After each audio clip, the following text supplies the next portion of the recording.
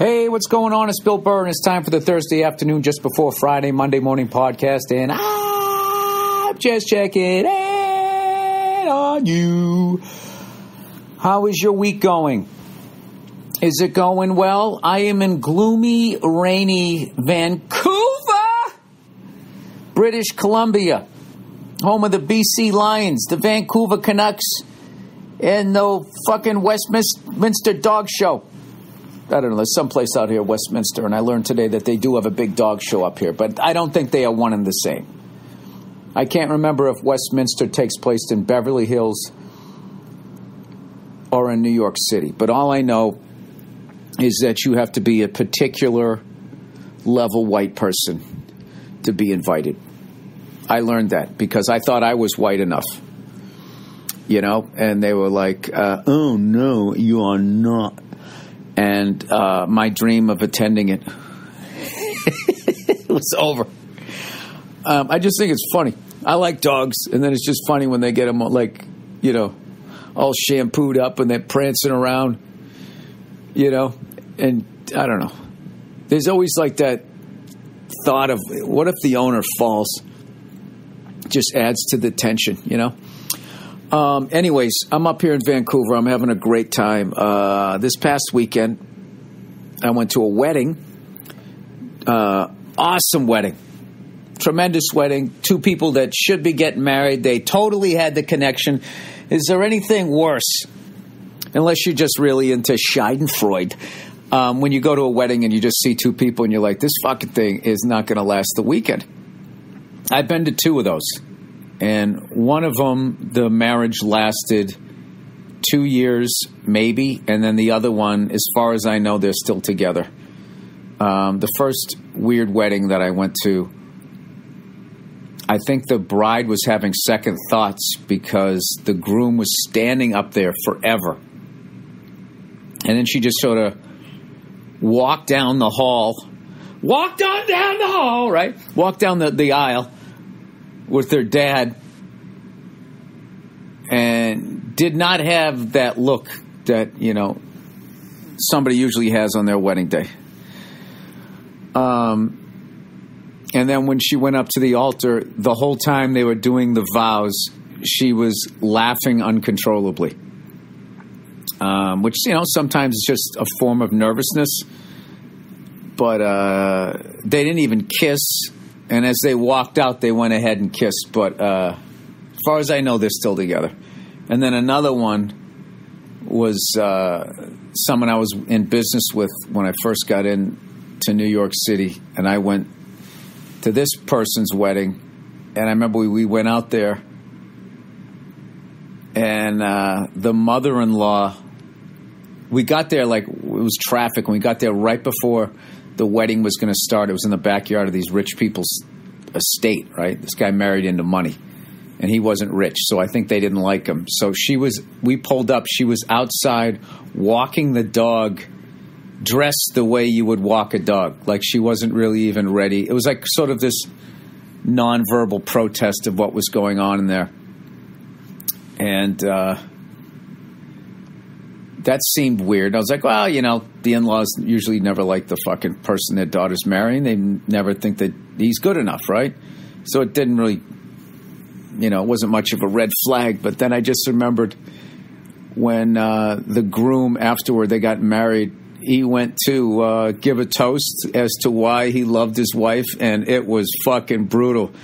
He was like, because she gave some big toast to him. And so then he goes, okay, and to you, my lovely wife, you make me laugh. We're in the background like, light of your life, reason you get up in the morning, like trying to help him out. It was one of those things where everyone was smiling like this was going to be great. And then it just became like everyone just sort of looking down going, dude, wrap it up, wrap it up, wrap it up. And that one lasted like 2 years. And it was such a fucked up marriage. I remember him telling me that they just had this big fight and they were both kind of exhausted. And one of them was just kind of like, what are we doing? And the other one was just like, yeah, do you like not want to do this anymore? And the other one was like, no. And then the other one was like, really? Because I don't either. And then they started laughing like a bad fucking movie. And they had a really amicable divorce. And I think he was cool. He didn't try to take any of her fucking money. And they just went their separate ways. Having said that, this wedding that I went to, I always have that in the back of my head because as much as I like to do stand-up, I don't literally like to be living in a bit when I'm at a wedding. You know? I don't know. I just saw them interacting right before the wedding. And, you know, it's super stressful if you've ever gotten married. And they just seemed chill and relaxed. So I was like, oh, good. But what was funny about this wedding was there was also another bald ginger at the wedding with a red beard, like my doppelganger. And I went there and I had a drink and then I had another drink. And then I was just like, yeah, you know, that's good. I'm going to stop there. And I started drinking water. Now, on the other hand, the other guy was acting like me last year. Well, before I took 4 months off of drinking. And this fucking guy got fucking loaded, right? So I saw he was kind of swaying in the breeze, and I'm like, oh, you know, been there. I'm not going to judge. He's having a good time. Whatever, right? So the fucking guy, next thing I know, I'm looking outside, and this guy, like, this wedding was so perfect. It was in this really cool restaurant and / bar. And so up front was the bar, and they had these ceiling-to-floor windows, and the evil version of me at some point staggered outside, and I just felt everybody looking. And they looked, and he just fucking puked in the street in front of like a third of the wedding. Was up at the bar. Like a giant puddle of fucking puke. So all his friends rush outside in their fucking suits to help him out. And somebody brought a chair out. So they sit the guy down. And I'm not laughing at the guy. I'm just laughing because I've been there. I mean, not having a whole wedding that I was just at looking at me, but, you know, we've all had our moments. I remember one time I was somewhere down the Cape. Fucking Cape Cod, dude. Best fucking potato chips. I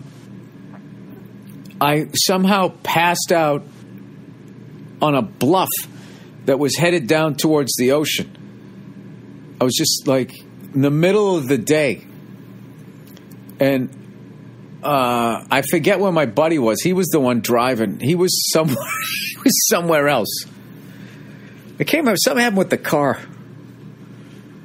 And we were just passed out on like the fucking it was a bluff, right? I just like saying that word. I've never used it properly.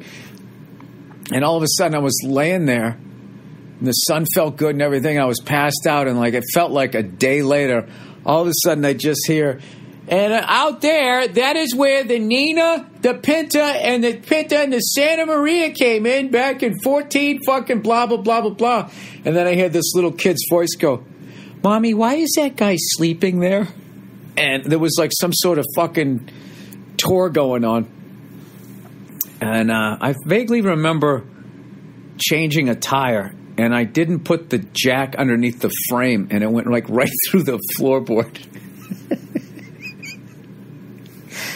So there you go. All right, I'm not judging this guy, but it was funny as fucking hell. So this fucking guy, fucking just, you know, Great Lakes yak, you know, puke all over the street. So somebody brings a chair out and they sit him down, and he's sitting there hanging his head. Like, you know how Jordan was sitting when he had the flu and they put the towel over his head? He was sitting like that, minus the towel over his head. So then they start calling like an Uber or Lyft.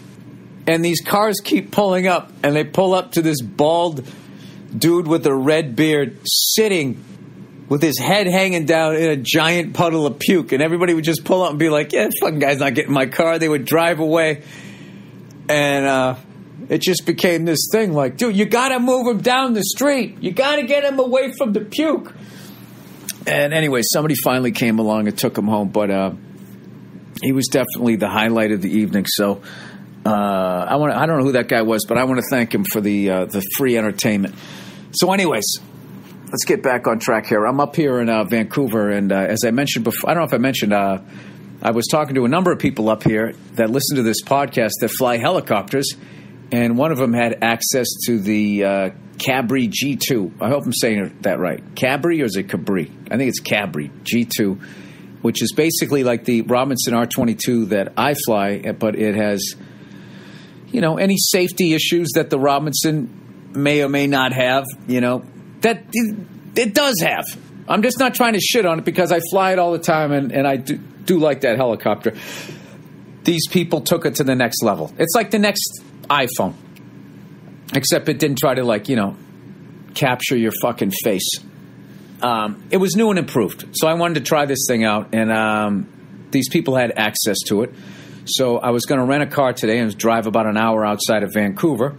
But then I got a text from the guy I was going to fly with. Said, hey, there's a guy here. He's a big fan of yours. He's got a 66. He'll pick you up right at the heliport downtown. I was like, fuck it, let's do it. So I show up. This dude named Chris, I want to thank him. Great guy. Picked me up, flew me all the way out there. And I was telling him, he goes, so how did you get into wanting to fly the Cabri G2? And I was like, well, I read all about, the low G, situations, the mass bumping. I got a little freaked out. Vietnam helicopter pilots, I just kind of feel like it's a bit of a safety issue, and they just sort of taught pilots how to fly out of it rather than fix it. But what the fuck do I know? I only have 160 hours, right? But that was just my gut feeling. So I want to check this thing out, see what the deal is with this thing. So we land at the airport, and as we land, one of those Cabri G2s is coming in, and I immediately loved it. I loved the shape of it. And when it landed, seeing this little two-seater with the fully articulated main rotor system was like, that's been the dream. Because with the R22, you got to lead with your collective. With those things, you can just push the stick forward, which it's still, whenever I fly something like that, when the guy just goes, okay, nose it forward, I always have to make the joke that, I usually don't hear that, flying a Robinson. So anyways, the thing lands, and as it lands, I see this guy getting out who looks just like the dude that I saw in the YouTube video. I was like, that the guy who uploaded the video that did the whole thing from nose to tail review of it? He goes, yeah, that's him. And it was so surreal because I didn't know I was going to meet this guy. It was like literally the guy that was the reason that I wanted to fly it. I ended up not only going to his place, I ended up getting to fly with him. It's BC Helicopters. And the guy's name is Misha Gelb, and he was an incredible pilot.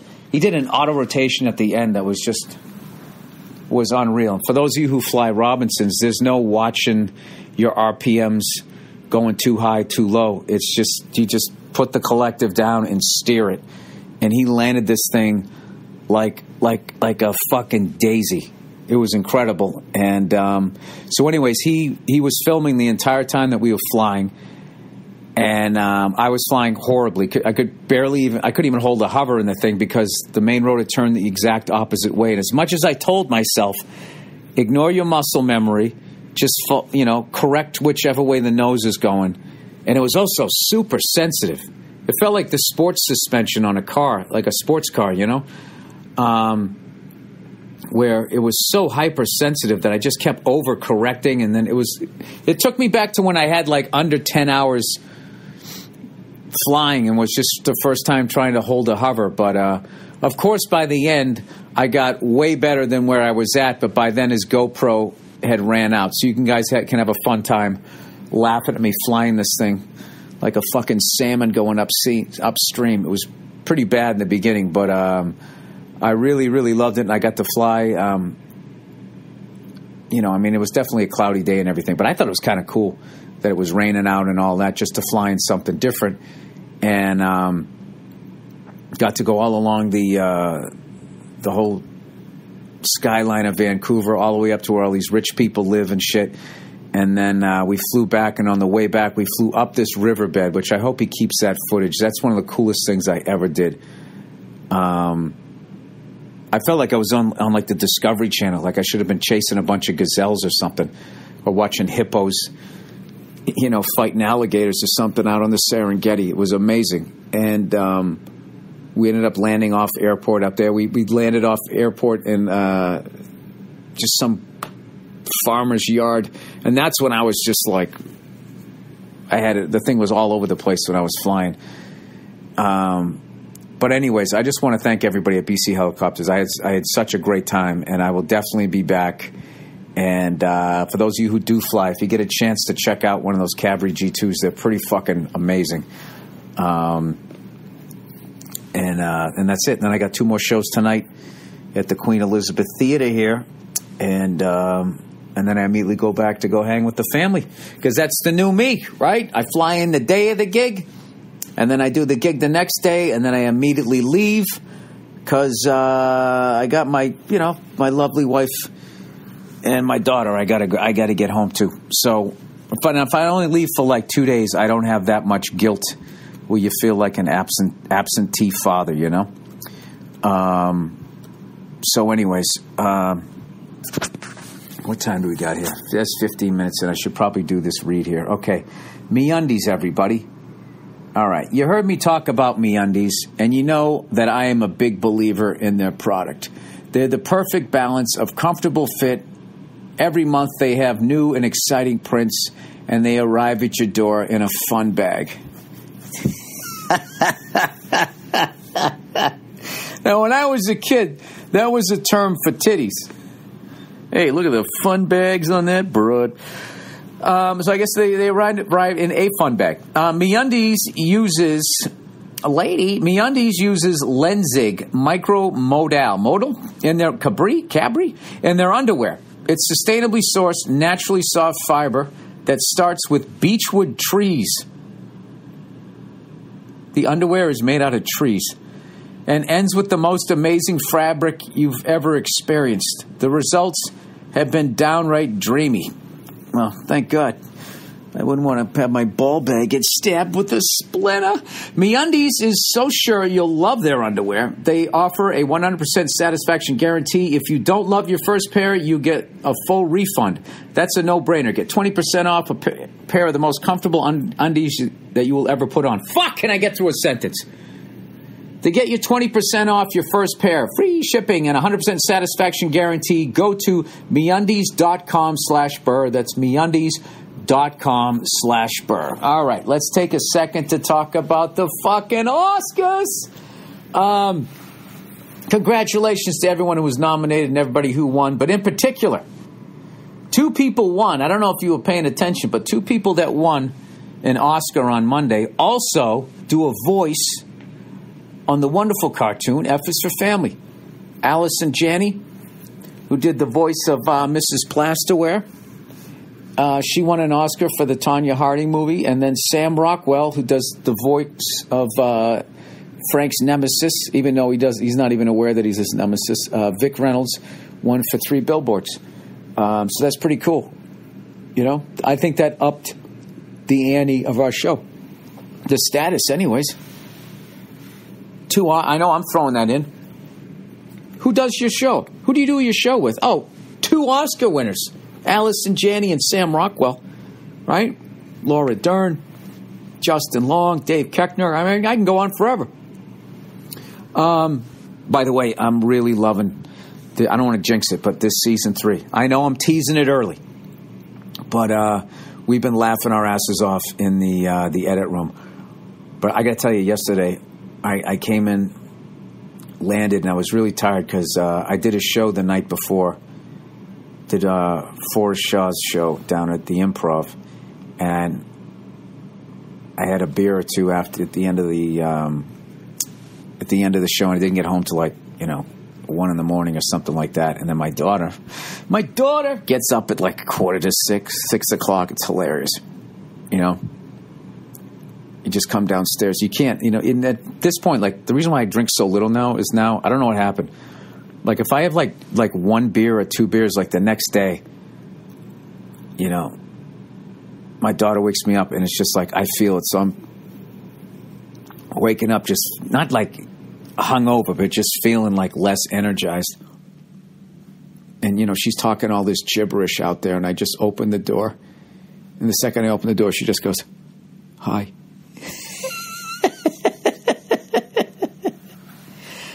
I don't know if I told you, hi is her word for everything. Hi means hi. Hi means I want that. Or if she wants attention, she does this frantic, hi, hi, hi, hi. If she sees 2 people talking and she wants to be It's really like her being like, hey, little help over here. I want to get out of this fucking chair.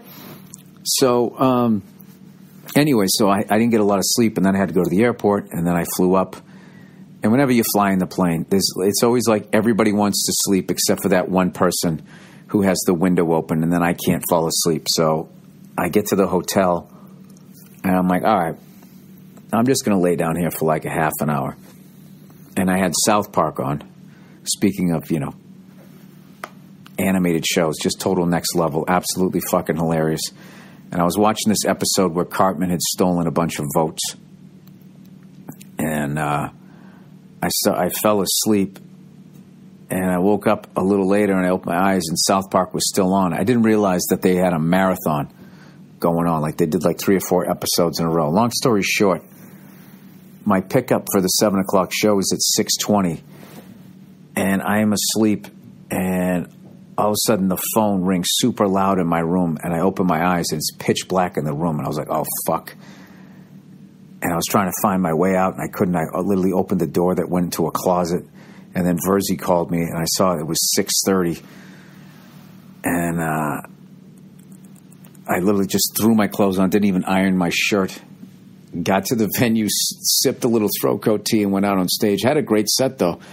But I was like really, it was weird. I was like, I wasn't tired because I slept for like 3 hours. So I felt refreshed, but I also felt like I just woke up.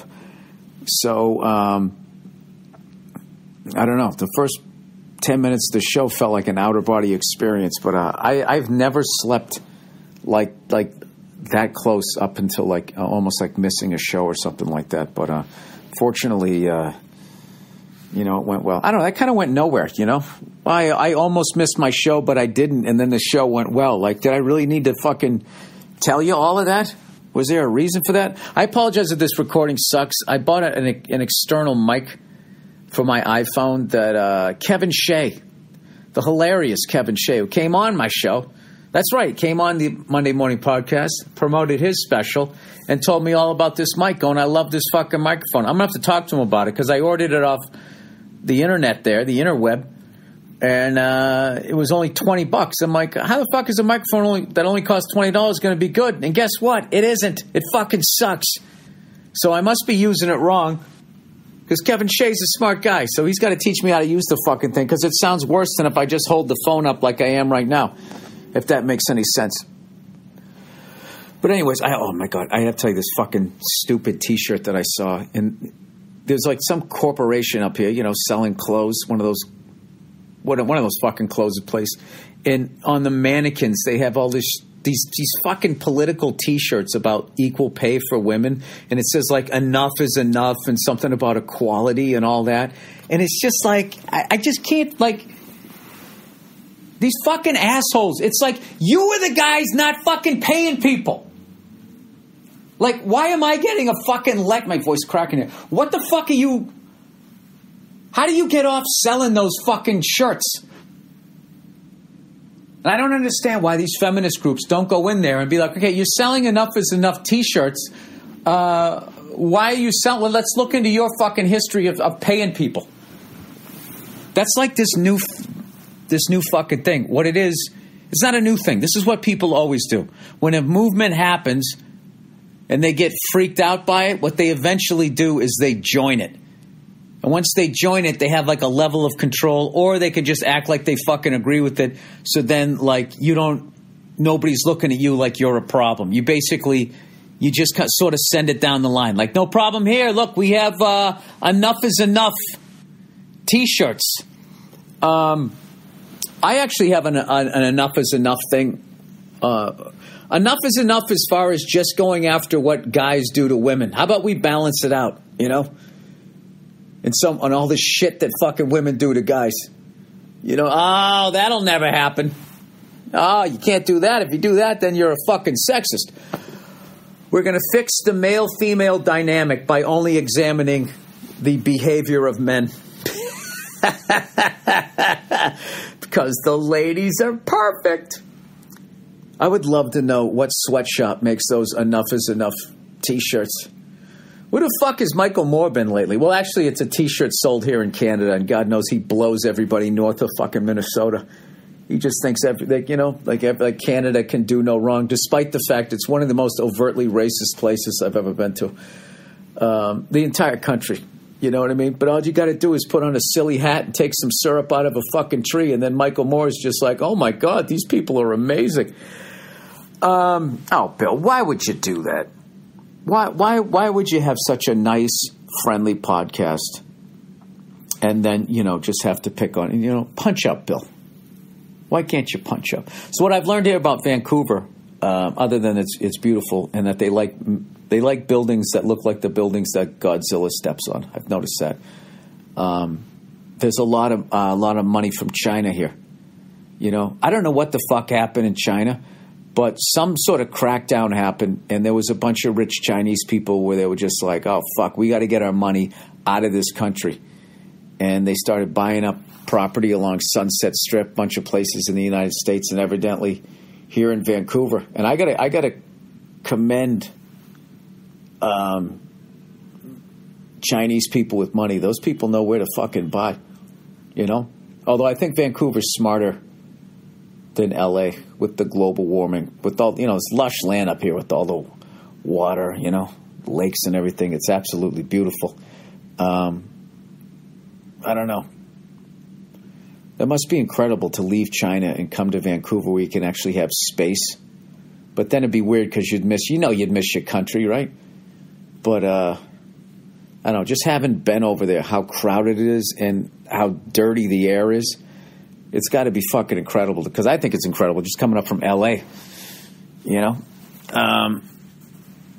there was like a fucking zillion people, all these people coming out here lugging their goddamn skis. Skiing is fucking incredible, but I got to tell you, you literally have to be like your own roadie, And there was all these people like, you got to go snowboard, man. You can just have that like a backpack. Just throw it over your fucking shoulders, right? It seems to be like, I was just sort of analyzing it. Like skiing scares the shit out of me because it's like every year some fucking guy around my age, it's usually people my age, late 40s, early 50s, and they just come down a trail and they hit a tree and then that's just fucking it. But the last time I skied, I was in Utah and doing a gig out there, and the comedian I was working with wanted to go skiing, so we went. I fucking dislocated my thumb, and like 9 times I thought I was going to blow out my knees. And I vowed I would never go again, and if I did, I would go snowboarding. I would much rather deal with a broken tailbone or a fucked up wrist than a blown out knee. At my advanced age. So anyways, I am going to go over to the venue right now because they got a drum kit backstage at that place. So I think I'm going to go over there and go jam, man, on some fucking tunes. Good, clean fun. And then I'm going to do my 2 shows. And listen to this. I come home, I go to bed, and then I have to get up at 4 a.m. because I have to call, I got to call back east because I got a big show coming up in Boston. And I got to sell a bunch of tickets, and they want me to come on the radio live, and so that's going to be my day. So I'm going to wake up at 4 in the fucking morning, do that shit, and then go to the goddamn airport, and then come home, and my daughter's going to be like fucking bouncing off the walls, ready to play. But you know what? It's going to be great. You know what's cool is we have this doorway to our house where it's got like, you got the door, and then along both sides it has like those old-fashioned like little windows that go from the top all the way down to the bottom. So it's the greatest thing ever when you come home because she's looking through smiling at you, but it's the worst when you leave, because she has like the saddest look on her face because now she actually understands when you're leaving. So, and I got a feeling it's only going to get worse. I just don't want to get to the point where it's like never want to be to the point where I leave so much that it's no big deal. Like I remember a long time ago, Danny Gans, the late Danny Gans, told a story of how he ended up in Vegas. His kid drew a family portrait, and it was the mother and all the kids. And then he goes, "Oh, that's great. Where's Daddy?" And then she pointed, and she had drawn an airplane, and he was on the airplane flying away. I was like, "Oh, fuck." But what am I going to do? This is what the fuck I do for a living. We also announced some dates over, 2 dates. One in Dublin and one in London. And I know I got some shit from people. Why don't you come here? Why don't you come there? I'm going to do more of an extensive tour through Europe at some point. I just have to figure out. I got to balance my new life here with the wife and kid. But I definitely want to get to places that I've been before and places that I have never been. I just have to figure out how to do it. But when I go to that Dublin and London gig, that's the week of my 50th birthday. So I'm doing Dublin first, and then I'm doing Royal Albert Hall, which is insane that I'm going to be there. I can't believe it. And that's going to be for my 50th birthday. And then I'm taking a week off and hanging with, my wife and kid and everything. And that's how I'm going to celebrate.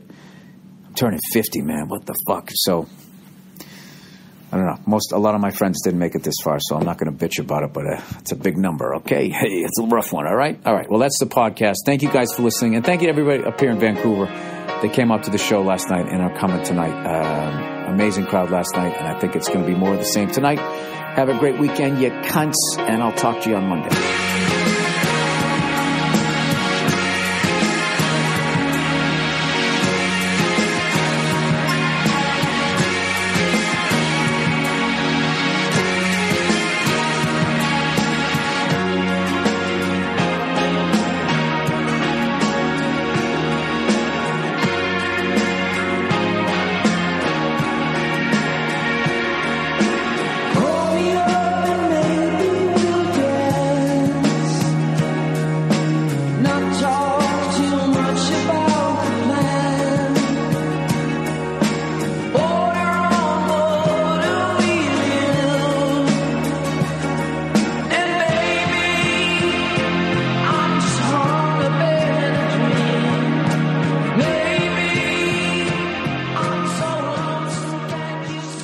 Hey, what's up, everybody? It's Bill Burr, and it is the Monday Morning Podcast for Monday, March the 8th, 2010.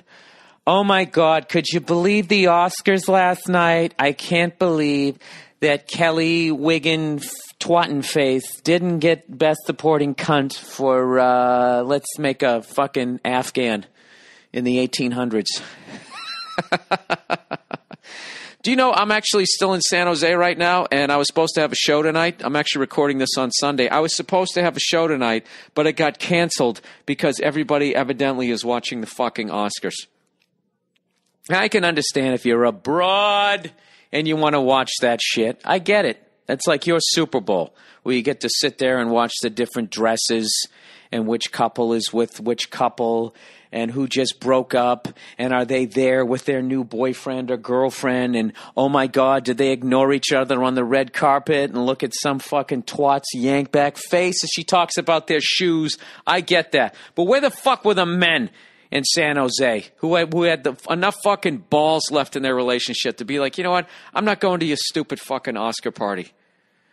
Okay? Because I don't want to listen to fucking 98 different reads of, oh my God,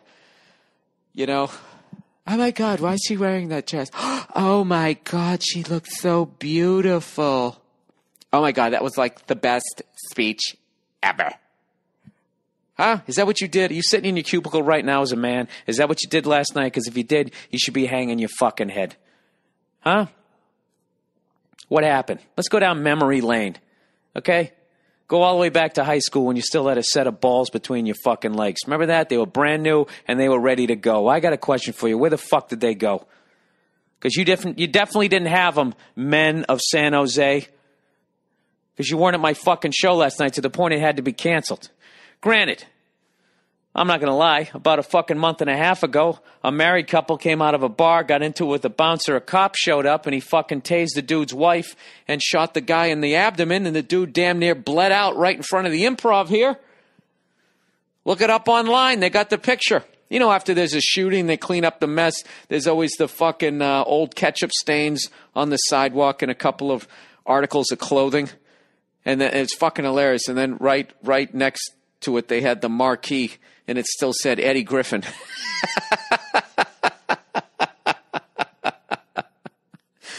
It was funny. So, yeah, I guess that isn't good for fucking business, but I got to tell you, man, I had a great time coming up here, and I've avoided coming to San Jose because I was worried that basically what happened Sunday night, I thought it was going to happen all week because I don't know what it is about California. I just feel like if you're not a fucking Latino comic, you know, I just don't, or super famous, you're not going to sell any tickets out here because, you know, people put that in my head. But no, a lot of people came out on Saturday night. They actually had a balcony. That was the thing about on Friday. Nobody showed up, right? So there I am. I'm standing in this huge fucking theater, and the entire upper deck is empty. I felt like I was performing at a fucking Royals game, you know? I felt like I should have been like singing the national anthem or something like that and then yelling at my manager, wondering what happened to my fucking music career, that I couldn't at least sing it like an Angels game. Those fucking idiots got to come out there with their goddamn noisemakers. How lame are you as fans that the ownership is basically saying, you know what? You guys have such a lack of passion. We need to invent something to make it sound like you guys care way more than you really do. Here's a couple of inflatable fucking plastic balloons. Just slam them together. We'll even get a monkey. We'll have a crazy monkey out there. Fucking Angels. Anyways, what am I doing here? What the fuck am I talking about? I had a great weekend, and believe it or not, you wouldn't know it from my voice. And I found a great sushi place out here. Check out Smile Sushi, if you get a chance to. I don't know where the fuck it is, but you have the internet, right? Look at me. I'm fucking walking around right now. I'm looking out the window. They got a museum across the street, and they have a Star Trek exhibition. And you should have seen these fucking nerds. You should have seen these fucking nerds just standing outside like waiting for a museum to open. That's when you know you're a fucking nerd, okay? Everybody's gone to a museum. But who the fuck has ever stood outside a museum with your face pressed against the glass waiting for the fucking thing to open up? You know? Jesus Christ. I mean, I see back in the day you're waiting for fucking concert tickets. You know what I mean? Back in the day when they used to actually have record stores and the artists would come through and you'd be standing outside Strawberries records and tapes, you know, waiting to have your cassette signed by Bryan Adams. Why did I pick Bryan Adams? I'll tell you why. Because I'm staying at a very nice hotel, as I've made it to that level in this business. All right? I am on the 14th floor, the penthouse fucking level. Although I just have a suite. I haven't got to that level yet. And I'm looking out the barren fucking landscape here, as far as people go anyways. But anyways, I went down to the fucking place to have breakfast. And the second I walked in, right, all I see is cloth napkins and leather-bound menus. So right there, you know it's going to be like $58 for an omelet. So all I want to do is stop and turn around and get the fuck out of the place. But do I? Of course I don't. You know why? Because there's so few people in there that everybody looked at me when I came in. And it reminded me of this time when I went to this titty bar in Troy, New York. I believe it was Troy, New York. It was called the Cloud 9. Any perverts out there? You know what the fuck I'm talking about. It's not really it's sort of a strip club, sort of a guy's house. I would have to describe it as. I just remember there was an upstairs when you came walking in that literally looked like some old lady should have came down in her house coat and just been like, "Hey, can you stop all the stripping? I'm trying to sleep." And then some sort of double-wide trailer that sold videos that was attached to the other side of it. But anyways, long story short, I went in there with two other people who will remain nameless because I don't name names on the fucking podcast because I'm old school. I can't even fucking remember who they are anyways. I've talked to my cell phone so fucking much. So anyways, I walk into the goddamn place. We all walk in, and the second we walk in, all we want to do is turn around and walk out. But there's so few fucking people in there, everybody's looking at us. The dancer, the fucking DJ, the fucking porky guy who runs the goddamn place, and the two fucking immigrant truckers who were sitting in there. I believe they were Yugoslavian. I can't remember what. So, you just fucking go in and sit down. So I went in and I sat down at this fucking breakfast place. I'm back to the breakfast place. All right, try to keep up. I'm playing these fucking brain games on the internet, all right? My fucking brain is sharp. It's coming back. God, I'm lonely. Anyways, so I sit down at this fucking breakfast place, and There's this medium-sized woman who suffers from vocal fry. And for those of you who didn't major in communications and didn't have to take a career speech class, vocal fry is basically a way of speaking where you're not forcing enough air through your vocal cords. So you talk like this. You ever heard people talk like that? Oh my God, I was up at Amy's house the other day and I just felt like she was giving me this vibe. Or you have the other people who start off where they push enough air through their vocal cords, but then towards the end, they taper off. Today, everyone, we're going to be reading about a lady who... And it fucking drives you nuts. It never used to bug me until I took a class on it. Now I can't stop hearing it. So this fucking idiot is sitting there talking like the typical, I don't know. She sounded very intelligent, but all she was talking about was like Us Magazine shit. And meanwhile, I was listening to a instrumental of a Bryan Adams song over the fucking radio. You know, when Bryan Adams first came out and he had the Fonzie leather jacket, right? And you're like, wow, he's got some decent tunes. You know?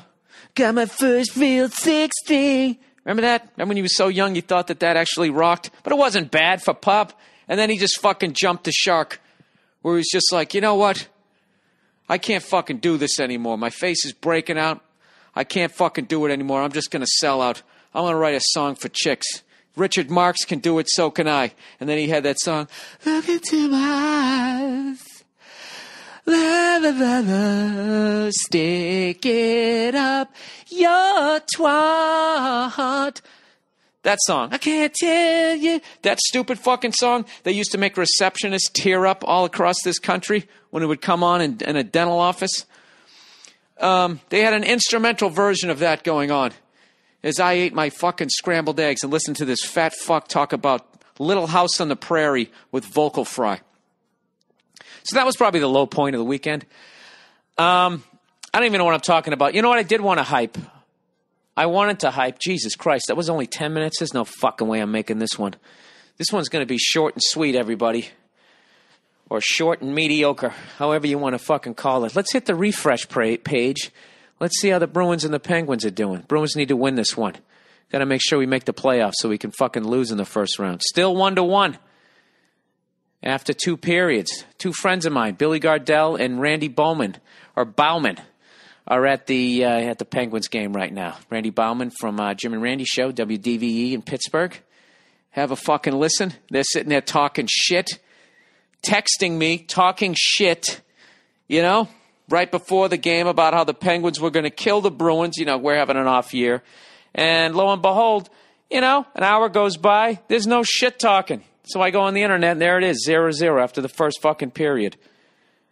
These fucking asshole Penguin fans. You know Harry Sinden of the Bruins was actually debating suing the Pittsburgh Penguins when they switched to black and gold for stealing the Bruins colors?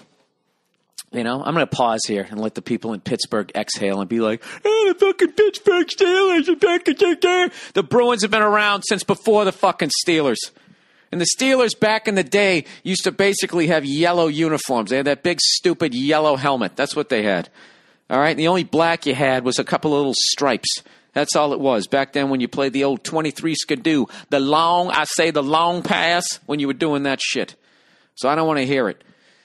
And plus, you know what I mean? Who the fuck takes the exact same colors as another team in the same league?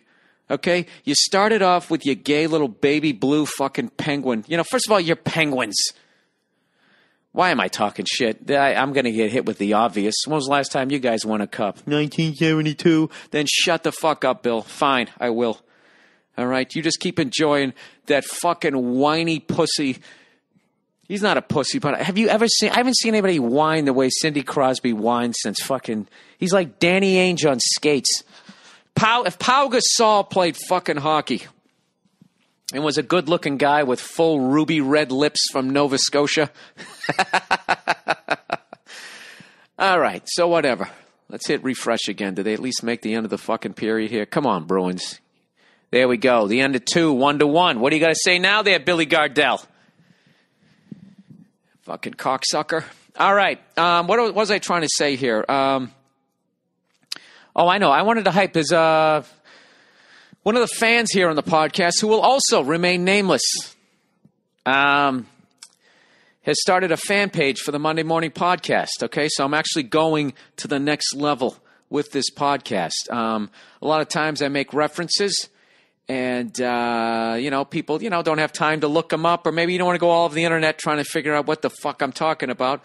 This guy has a bunch of has links to some of the references.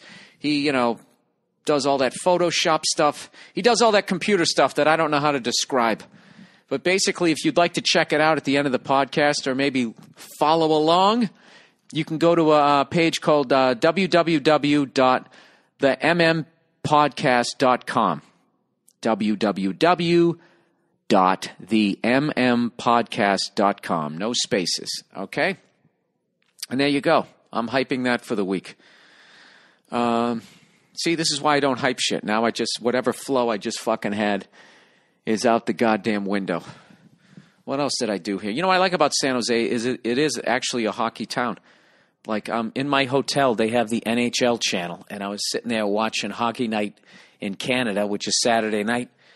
What the fuck was I watching? I was watching Toronto versus Ottawa, and I had to go do my show. But coming up, they had the LA Kings versus the Canadiens. With any luck, they fucking beat them. Did they beat them? You know what? I'm going to check. God knows I got nothing else to talk about on this fucking podcast. No, you know what? Let's continue the sports theme just so we can get rid of all the people who aren't into sports and are into other things like politics. The fuck is up with that? What's the deal with people who are informed? A number of weeks ago, I ripped Peyton Manning a new asshole, and upon listening back to it, I actually sounded like half a fucking retard. I will definitely admit that, but I still stand by my opinions. And I kept bringing up a guy by the name of Terry Bradshaw, who has 4 Super Bowl rings. And, everybody hit me with, dude, he only threw for like 25,000 fucking yards. Well, they have a great article on Terry Bradshaw in Sporting News magazine this week or this month. I don't really read this magazine, but that kid from Nebraska was on the cover. That Damukong Su. I don't know. He's got a great fucking name. And the Patriots need a defensive tackle, but I know we're not going to draft high enough to get that guy. But I just wanted to read about him because I figured maybe they talk about other defensive tackles that were available because I have no life. But anyways, I opened it up, and lo and behold, there was a great article about Terry Bradshaw, which basically backs up what the fuck I was talking about. At least in my world, it does. And they mentioned right in the beginning, it said Bradshaw won his 4th and final Super Bowl ring with an MVP performance for the Steelers at the Rose Bowl. Among quarterbacks, only Joe Montana has that record, and it's quite possibly none will ever surpass it. Okay, all you Peyton Manning fans out there, do you think he's going to get 5 fucking rings? You think he'll get 4? I think he could possibly get 3. He's not getting 4, though. All right? And this is coming from fucking Terry Bradshaw, a man who played the game. This is a quote from the article. The only thing that matters in the pros is winning the Super Bowl. I've never had anyone come up to me in my life and say, hey, Terry, how many yards did you throw for? How many touchdown passes do you have? It's all about rings. Does that sound familiar? Go listen to the fucking February 8th podcast. Maybe Terry listens to my podcast. How fucking arrogant is that? But then he says it's all about rings. But dude, the shit that this guy took, I knew in the beginning of his career that this guy had a rough time in Pittsburgh, and everybody, basically treated him like a dumb redneck, and kind of like what they did with John Rocker. I always thought John Rocker got a bum deal because I was living in New York, and they were basically calling this guy a fucking moron redneck in not so many words. And then he comes out and starts trashing New York. And then typical media, they get to step away like they didn't incite any of it, And all the Mets fans get to act like they weren't fucking yelling shit at him. I used to be doing a bit about that the punchline was basically you had date rapists and wife beaters throwing batteries at a bigot.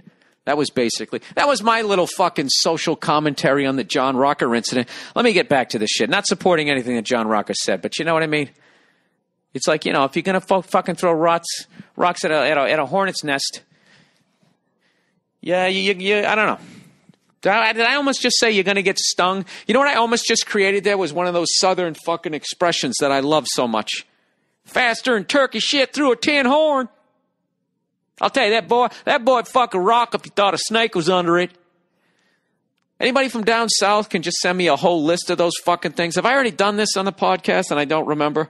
I absolutely love those fucking expressions. That boy'd fuck mud. I don't even know what they mean. That boy would fuck a rock if he thought a snake was under it. How does that make any sense? But what I love about it is even though it doesn't make sense, you understand what the person is saying. And there's a genius to that. So anyways, let's read about Terry Bradshaw's the early part of his fucking career. Basically, yeah, they were shitting all over him. Well, why don't we have Terry say it here? He said, you have to understand something. My first 5 years were not the best. I had shit thrown in my face. I was booed, criticized, called stupid and dumb. Players were saying, players on his teams were saying, we win in spite of him. He stutters in the huddle. I had so much of that shit thrown at me, I got bitter about it. And my coach, who I thought never defended me in public, Chuck Knoll, the thing was I was never his chosen one. I had to sit back and come to grips with all that, and it was very painful for me. It wasn't a storybook career. So I take a great deal of pride in being the quarterback of the team that won all those Super Bowls. Yeah, and the guy never gets the fucking respect. Do you know before Super Bowl 13, Thomas Hollywood Henderson said Terry Bradshaw couldn't spell cat if you spotted him the C and the A. So they asked Bradshaw about this. And if you watch football, he always comes off like this guy just being all silly and joking around. But he goes, well, it ticked me off. The thing that ticked me off was nobody defended me. Who came out on my team and said, bullshit, he calls the plays. He sets it up. Who defended me? Chuck Knoll didn't defend me. The only guy I know who said something was Joe Green. And then here I got to deal with this thing going into the Super Bowl. What the hell am I going to do? I'm smart enough to know not to get in that argument with Hollywood Henderson through the media because it's a distraction. I don't have time for that shit. Okay, so I can't spell cat if you spot me the C and the T. That's some good shit. Congratulations. Then you go out and you kick their asses. How's my spelling look now? You're the one who had to go to prison. He took it there. Terry's an angry motherfucker or whatever. I love it. You know something? And he never went back to Pittsburgh. I didn't even notice that shit. When he was done, he just left. He doesn't even talk to any of the players.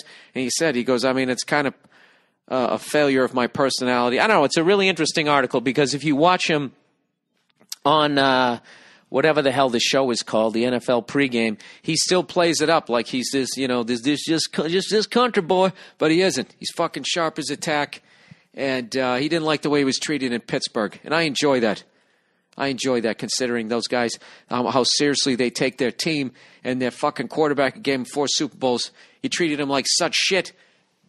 I like when teams do that to their fucking players because it makes Boston fans look better because God knows we're a bunch of fucking assholes, Kind of like when Montreal booed Patrick Waugh out of town. I love bringing this shit up.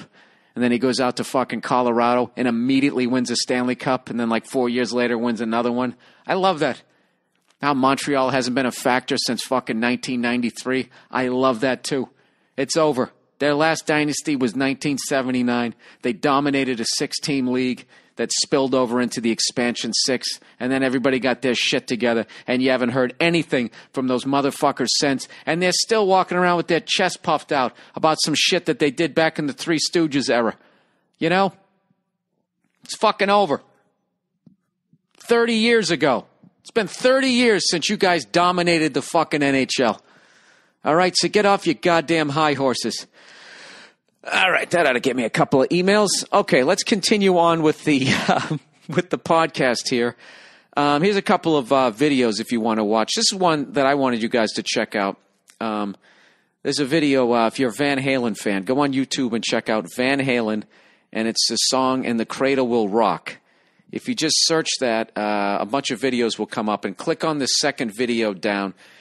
And just look what David Lee Roth is wearing. It's absolutely fucking hilarious. But I'm telling you, as funny as it is, there's going to be a part of you being like, God damn it, I wish I could get away with wearing something like that. Can you imagine the amount of pussy I would get if I wore something like, had the balls to wear something like that? For those of you who aren't near a fucking, I'll basically describe it, who aren't near a fucking computer right now, maybe you're on a treadmill trying to work off that burger you ate at Carl's Jr. at 2 a.m, knowing you shouldn't have done it. Woke up this morning feeling like you had a fucking anchor in your stomach. You're like, oh, I gotta go fucking sweat it off. He's basically wearing, picture if you had a zoot suit made out of spandex and all you were wearing was the pants. So they basically came up right underneath your fucking chest. Right? And then you remember those fucking, and they're purple sparkle too.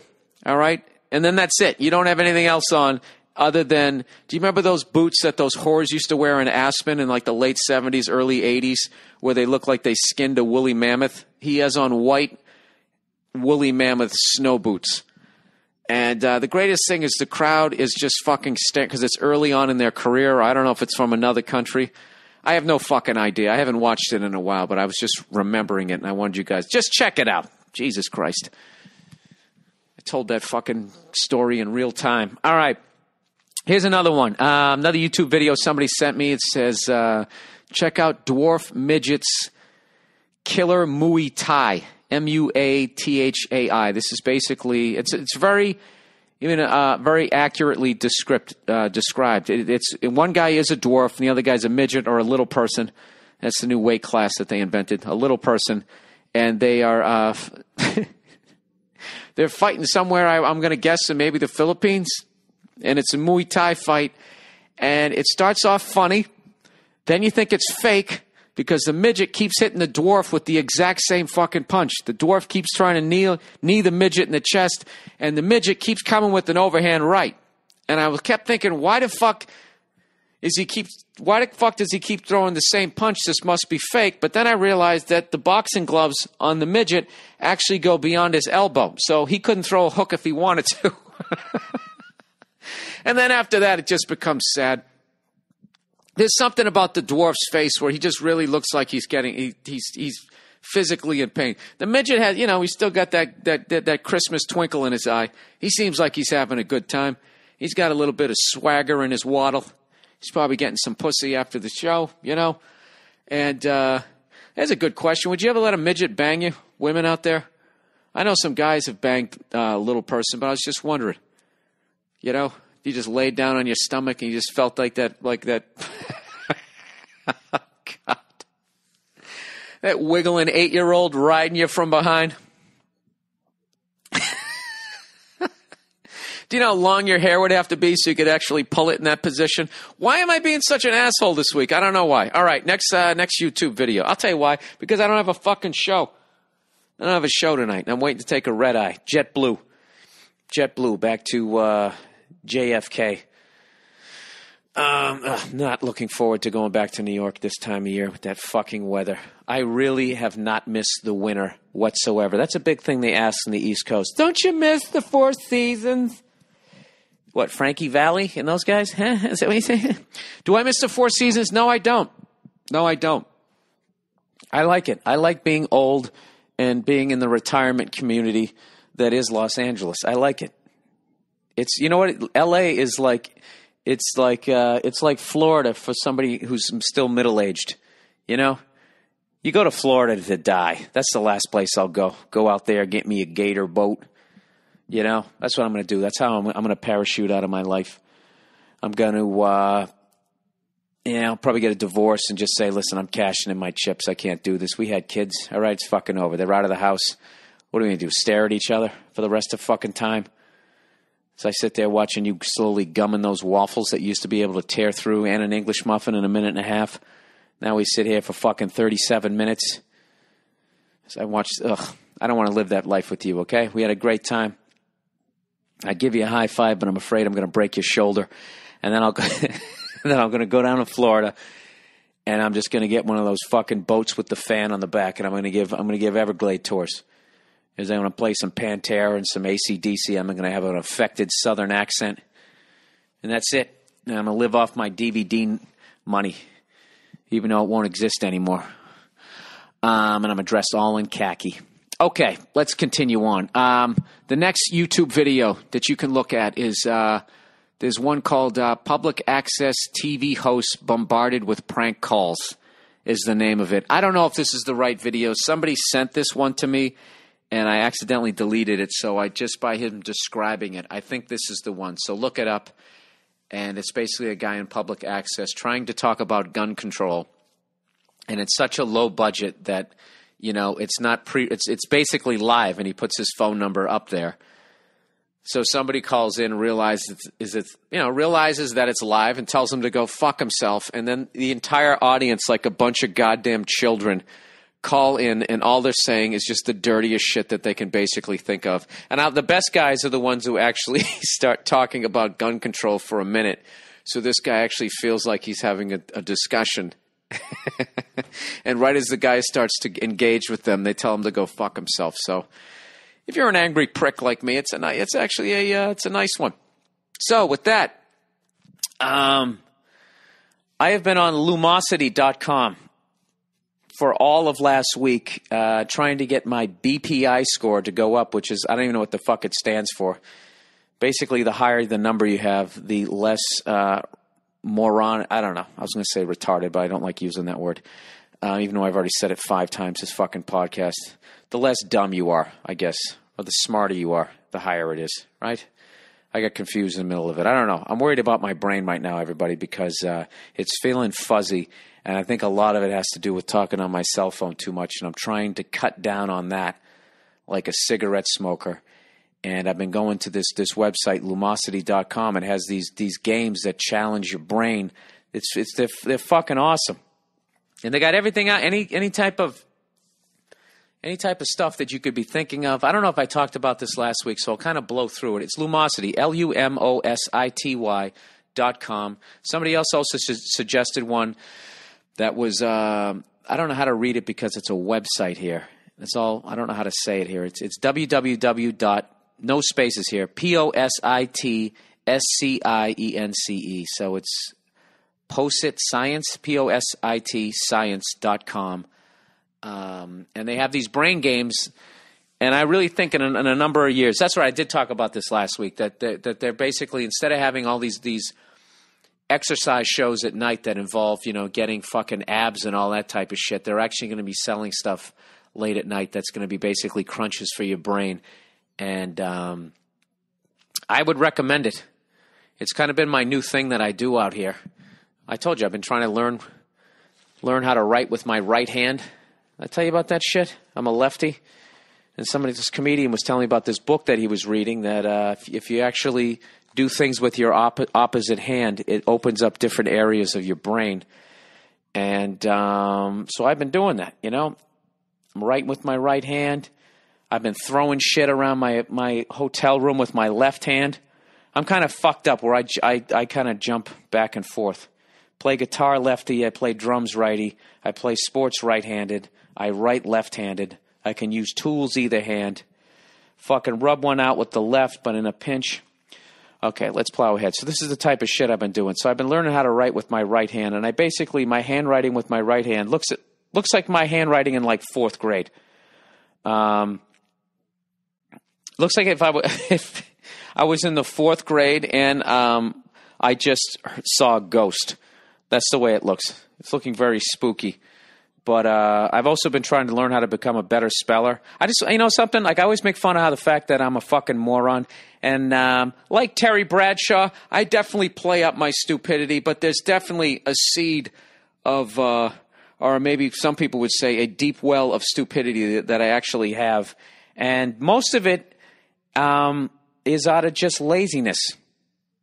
I mean, there's no reason why I shouldn't know how to spell the word restaurant at my age. I've been to a bunch of them, and I've tried to spell it a million times, and for the life of me, I always forget if the U comes after the first A or the second A. And I've tried this a number of times, and I'm going to try to stick with it as I try to type an email, And rather than just hitting spell check and just moving on with my life, I'm trying to actually make a list of words that I don't know how to spell. See how my brain's fucked up? And then what I do is I write the word properly like 10 times in a row, but I write it with my right hand. So I'm kind of doing two things at once, and it's fucking hilarious because I kind of left this shit out. And I was just thinking of the poor cleaning lady coming in here. Like one of the words I was learning how to spell was penitentiary. So I have penitentiary written like fucking 12 times in this spooky, I'm writing with my opposite hand fucking penmanship. And I just kept thinking of The Shining. All work and no play makes Jack a dull boy, you know? So, I don't know. I'm trying to become a smarter human being. Am I boring the shit out of you? Because I think that last segment was a little boring. But I'm into this shit, man. I'm sick of just knowing stuff about sports. I actually, you know what? I'm going to Europe in 2 weeks, and I desperately do not want to come off as the typical stupid American. At least I'm in shape, okay? So I'm going to be, representing us nicely in that category. The fact that I'm 41 years old, and I'm still fucking in shape. Jesus Christ, I almost fell backwards on this chair. I didn't understand how far away the curtains were. I should have gone with it. At least it would have been fucking funny. Let me see if I can lean back here. Easy, easy, easy. It's not working. Oh, Jesus. Oh, Jesus. Hang on one second. Hello? Hey, let me call you back in like 20 minutes, okay? Okay, cool. All right, bye. So anyways, the fuck am I talking about? I got this magazine, Scientific American, because I'm like, I can't keep reading these fucking sports magazines. And dude, there was a guy in there. These eggheads, when they want to, as much as I love trashing people, if you notice, I just insult the way you look and I say fuck a lot. But these guys are actually intelligent human beings. And this guy was making fun of people who tell stories. You ever see those stories where people say they died? I was dead for 2 minutes and then I came back. And then they come on and they start talking about the stuff that they saw. But the way this scientist guy breaks the shit down, scientist guy, did I really just say that? The way this science dude, right? The way he breaks it down, it's just fucking brilliant. He basically says, you're not dead. You had a near-death experience. You were in a near-death state. You weren't dead. If you were dead, you're dead. They can't bring you back from being dead. All right? Even if your fucking heart stops. Just because your heart stops, the dying process, this guy was, the way he broke it down, he said it can take anywhere from a couple of minutes to a couple of hours to occur depending on the conditions. So even if somebody, unless you get just fucking blown up, vaporized, even if somebody shoots you in the fucking heart, your brain is still going to be firing synapses and whatever the fuck. I'm too stupid to know what it is, but it still takes another couple of minutes. And other stuff, like he said, can take up to a couple of hours. So these fucking people who think they're dead are not dead, and they're coming on TV talking about the shit they saw like they were in another fucking, I don't know, universe, and they weren't. So he basically, Deepak Chopra is trying to, is on this Larry King show describing what's going on. So the guy basically concludes it with this. Because one other scientist was actually kind of agreeing with Deepak Chopra by saying, there's some stuff out there that we just, science, has no explanation for. And this guy says, so what? The fact that we cannot fully explain a mystery without natural means does not mean it requires a supernatural explanation. It just means we don't know everything. Such uncertainty is at the very heart of science and is what makes it such a challenging enterprise. And in that moment, there was a clap of thunder, and I realized that science is religion for intelligent people. This guy isn't saying that there's no God, but he's also not listening to some guy half-naked dancing around a fucking fire with a chicken foot. You know what I mean? So I think that's what I think. I think science is religion for intelligent people, and I think religion, in a lot of ways, is science for morons. Whenever they can't explain something, they invent stories of people having, all-you-can-eat fish coming out of a wicker basket, or fucking, you got to have faith. You got to have faith. It's a fucking cop-out. You know? If you went to go buy a fucking car and you go, all right, the car wouldn't start up. Don't worry. One of these days, that engine's coming back and it's going to be mad and it's going to be judging you. It's ridiculous. Oh, Jesus. I don't want to get off on this fucking rant, but definitely check it out, man. If you want to read some cool stuff, it's called Scientific American. And I don't know. I'm kind of on this mission. I'm sick of being a moron. Sick of being, I'm sick of being fucking stupid. I really am. So anyways, let's get to underrated, overrated. What are we, 38 minutes in? Look at me. I really can fucking run my mouth when I want to. Before I get into underrated, overrated, I got to read this one. And I'm going to need some help from you guys on this. Listen to this one. This is from some dude. I believe he's in Italy. And he said, I kill women's libidos for a living. All right, here we go. Fucking strap yourselves in for this one. Hey, Bill. I just got out of my second of my 2 long-term relationships, 3+ years, both of which eerily started and ended the same. Both of these girls were well above average in their sexual enlightenment when we started dating. I'm not saying they were super freaks, but the kind of girls that have a porno collection that can rival most guys and the toys to match. Also the kind of girls that while you're home visiting your parents for the holidays will want to sneak away from the dinner table and fuck in the bathroom. Okay. Anyways, it seems that the standard for most relationship is that you fuck like rabbits during the first year. If you manage to make it past the 1-year mark, there is an exponential decay in the pussy rationing until you get married or have kids, at which time you're pretty much done with the sex except for birthdays and the anniversary. However, the sex in these 2 relationships kept going strong through the second year, at which point it completely dropped off. And I'm not kidding. I'm talking just done. I had to pull out every trick in the book just to get a sympathy fuck once every couple of weeks. I'm in a committed relationship and love these girls. Well, I guess you were in a committed relationship and you love these girls, so I guess you didn't fuck around, all right? And love these girls enough to put up with the bullshit with the idea that we'll be able to work through the issue and get back on track. However, as I learned, once the pussy is boarded up, it's out of business for good. It's like those fucking horrific strip malls that have been abandoned since the 80s when whatever shit boom economy in the area made those fucking people think they were going to go somewhere. So inevitably, when these relationships end, I get read my fucking straight A report card on how much I'm such a great guy and I'm loved so much and they don't want to lose me as a part of their lives, but they're just not sexually attracted to me anymore. And that is the fucking and this is the best fucking part. They don't know why. They don't know why they're not sexually attracted to me anymore and really wish they could change it. Seriously, what the fuck? No man wants to admit to himself, let alone an audience, that he's not getting it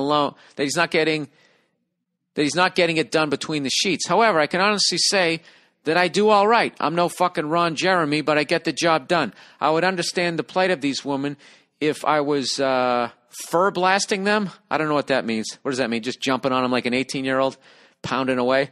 Or wanting to do the same shit over and over again, but I usually make a pretty good damn effort to make sure things stay fun in the bedroom. All right, okay. Last 2 fucking paragraphs. Let me just paraphrase this. He basically says that he's like William H. Macy's character in The Cooler. And he's saying that he's getting really bitter and he wants to go out right now and go meet a woman, fuck the shit out of her for 3 months, and then give her the same speech that just happened to him. All right. Okay, first of all, don't do that. Don't deliberately go out and hurt somebody because you dated 2 people who hurt you. That's just, it's bad. They don't deserve it. They didn't hurt you, so don't do that. All right? I don't know what to I mean, I'd have to have more details of what the fuck's going on, but I will tell you this. From experience, I know a lot of people, they get into a relationship with somebody and it doesn't go right. They find out it's not what they're looking for. And then they go out and then they immediately basically start dating the same person again. It's not literally the same person, but it's basically, you know, like just to make it simple, if a woman went out and was dating, met some guy at a fucking truck stop, and he turns out to be an asshole who's driving a truck, fucking a bunch of other women around the country, she goes, I'll never fucking get with a piece of shit like that again. And where does she go? She goes right back down to the truck stop, which is the same gene pool of fucking people. And I think it's very interesting that you met two girls who seemed like they were the exact same, right down to when they wanted to stop fucking you. And I got to admit, okay, I guess a woman having a porn collection is healthy on some level, but that, you know, I don't know. As far as like a girl you're going to marry, it's like you want your girl, it's that fine line. You want them to fuck your brains out, but do you really want to bang, have them want to fuck you in your parents' house? I mean, I don't know, dude. What I would guess is I would start fishing in a different lake. It sounds to me like you're fucking goddamn trout again. I can't fucking believe it. You know, go out in the ocean, you'll catch something else. You know what I'm saying? I think you got the same person again. I mean, I would literally have to fucking be knowing what you're doing in the bedroom, which I don't want to know. Well, what about you? Do you start I guess you said you don't taper off. Because that's another thing that happens in relationships, you know. There's like, you know, big thing with women is they like kissing. And guys are very focused on the finish line, the goal. So, you know, you get in that relationship like, we haven't had sex in a while. You want to have sex? When you start getting into that fucking thing, it, you know, and you just start scheduling it. How does your day look? Maybe around 4? Okay, we will fuck at 4. You know, and you're not even self-conscious, so there's no excitement. You just fucking take your clothes off like you're getting strip searched on your way to serving time at fucking some penitentiary. Penitentiary. Penitentiary. Penitentiary.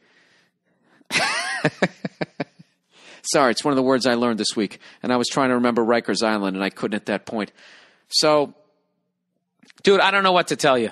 The bottom line, I don't give a fuck who you are, how in love you are with somebody. After a while, you're going to get sick of fucking them. That's what happens. I don't know. I don't know what's going on. I don't know if you have some sort of like delayed halitosis where for the first 2 years you have wonderful breath and then all of a sudden it's unbearable. I'm just fucking with you. I don't want to give you a complex, but I'm just saying, I don't know what. I would try to meet girls in a different place. I would start with that. And I don't know, dude. This one is beyond me. I've never. I mean, part of me wants to say you're being a little too hard on yourself here. But whatever. Go out there and go bang some fucking women. You're single. Go out there, bang some fucking women. And as always talk to women that you think are out of your league. Always do that shit. The worst thing they can do is say no, but one of them is gonna fucking say yes. That'll give you more confidence, and you'll keep moving up the draft board. Next thing you know, you're pulling pussy out of the first round rather than drafting like you fucking won the Super Bowl last year. You know, having that 28th pick, praying that the female version of fucking Dan Marino's still around. That didn't make sense, but you know what I'm saying. Anyways, am I almost done here? 46 minutes in. 46 minutes into the podcast. Let's wrap this shit up here, people, with a little bit of underrated, overrated, shall we? Underrated. Bill, last week you got an email from a fan that recounted his sister's Wiccan wedding. Personally, I think the ritual that was discussed in the wedding is fucking mind-numbingly insane, but part of me has to give it up to the couple that got married. Oh, sorry. Underrated is having balls. They knew their ritual would not be well received, but they did not give a fuck. It was their day, and they had the conviction to do what they wanted, even knowing that their family and guests would not warmly receive the whole gibberish chanting and bloodletting. Okay, so there you go. Having the balls to fucking annoy everyone in your family.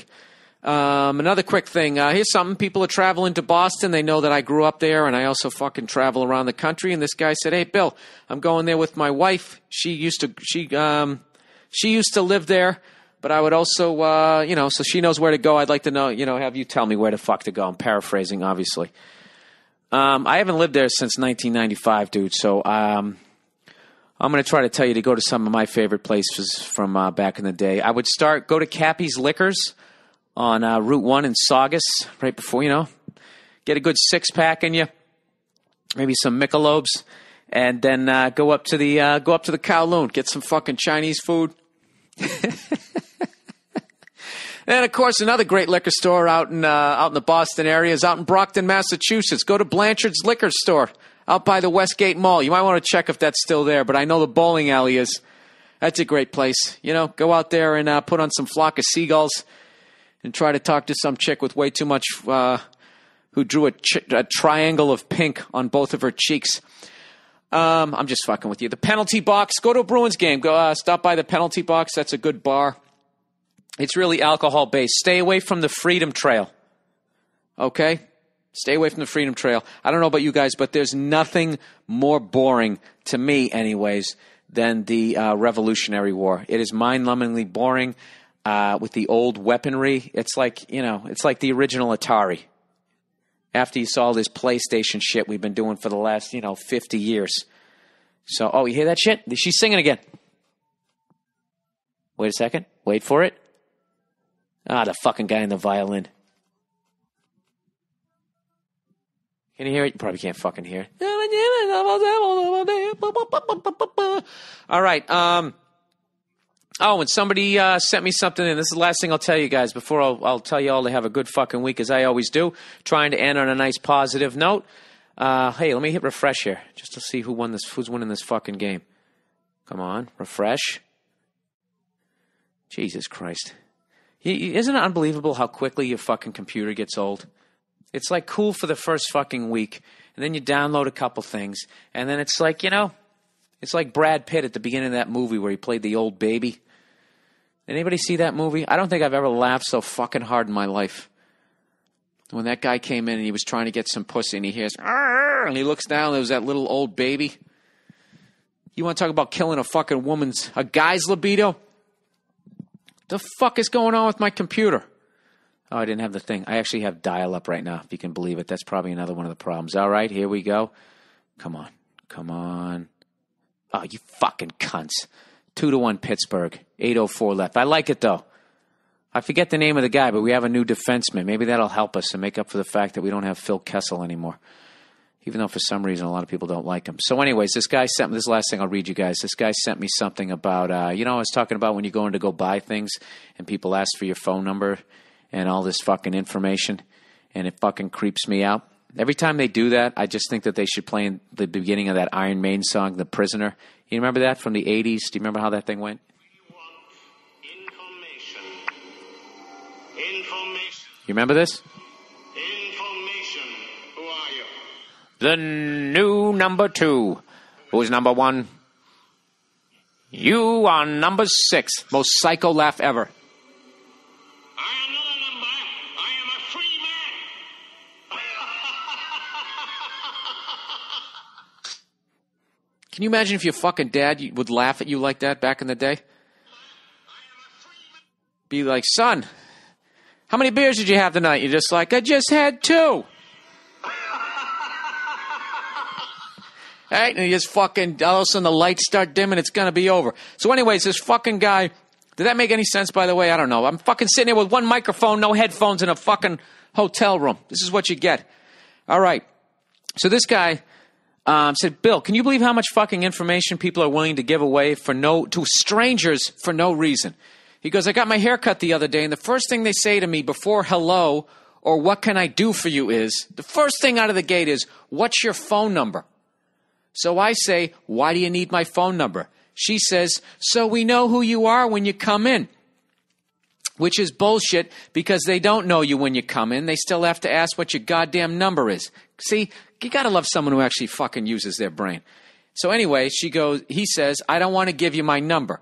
So then she scoffs in his face and says, we don't send the information out to anyone. It's just to keep track of you here. That's it.